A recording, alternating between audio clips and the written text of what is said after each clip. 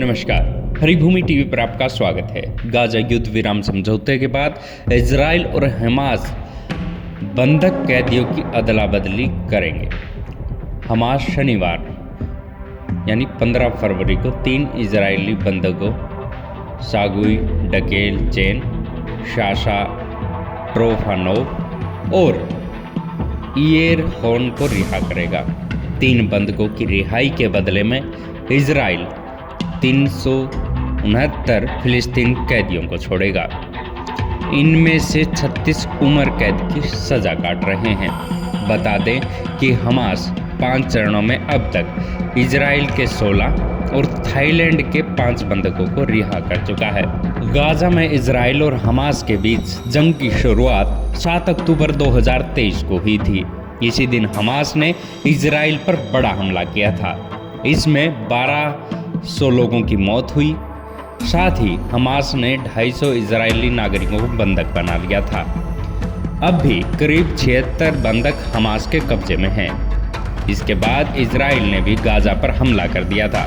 Israel ने Hamas के कई कमांडरों का काम तमाम कर दिया। इजराइल और हमास के बीच 15 महीने तक चली जंग को खत्म करने पर किसी तरह सहमति बनी। 18 जनवरी को इजराइल सरकार ने हमास के साथ युद्ध विराम समझौते को मंजूरी दी। समझौते के बाद 19 जनवरी से सीज फायर लागू किया गया। डील के तहत 42 दिन तक बंधकों की अदला बदली की जाएगी। 19 जनवरी को युद्ध विराम शुरू होने के बाद से दोनों पक्षों ने 5 बार बंधक कैदी अदला बदली की है। हमास अब तक 21 बंधकों को रिहा कर चुका है। 730 से अधिक फिलिस्तीनी कैदियों को मुक्त कराया गया। युद्ध विराम समझौते के तहत शनिवार को इजराइल और हमास के बीच कैदियों के आदान प्रदान का छठा बैच होगा।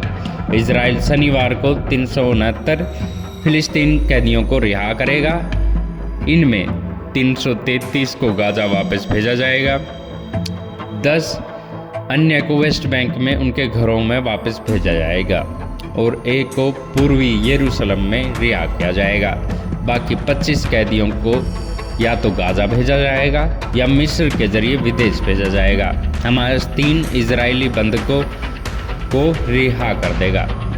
हमास ने पिछले महीने सैकड़ों फिलिस्तीन कैदियों और बंदियों के बदले 33 इजरायली बंधकों को सौंपने पर सहमति जताई थी, जिसमें महिलाएं, बच्चे और बुजुर्ग शामिल थे। पहले 33 में से 16 इजरायली बंधकों को वापस लौटा दिया गया था। साथ ही 5 थाईलैंड के लोगों को भी रिहा कर दिया गया था। इसके बाद गाजा में भी अभी तक 76 बंधक बचे हैं, जिनमें से केवल आधे के जिंदा होने की संभावना बताई जा रही है।